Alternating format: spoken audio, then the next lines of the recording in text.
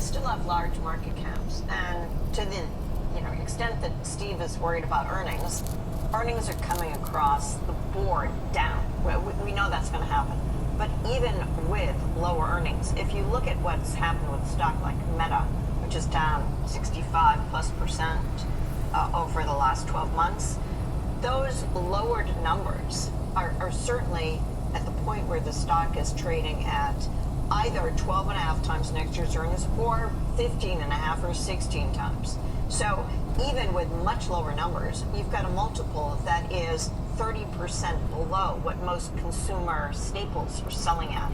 And I'm not suggesting that Meta doesn't have any problems or that the advertising market that Meta and Google are a large part of isn't problematic, but Google sells for 16 times earnings, maybe it's 18 times earnings, but that is so much lower than where it was. And these companies are still growing faster than the economy, growing faster than almost all the consumer stocks out there and most industrials. And so you look for bargains where you can find them, and these stocks have to be attractive to some value buyers, and the growth of people who don't own them should be buying them now because their growth rates, while down over the next year, are still going to be faster than the GDP and the S&P is going to grow. You look at the forward PE of Apple, Josh, you made the point yesterday in overtime.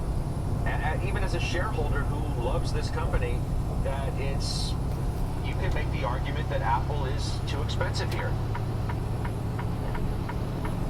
Well, you cannot make the argument that Apple is cheap.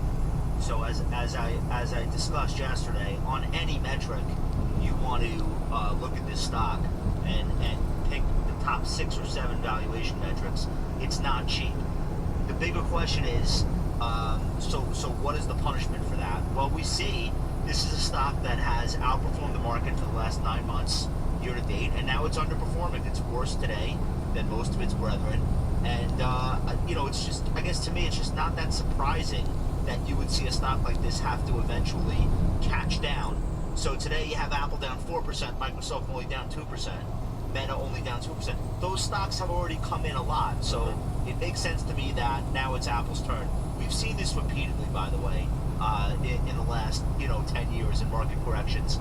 Apple has been very stubborn. It very rarely is at the vanguard of a move lower in the market, but eventually they get to it. So I think that's what you're seeing right now. I don't think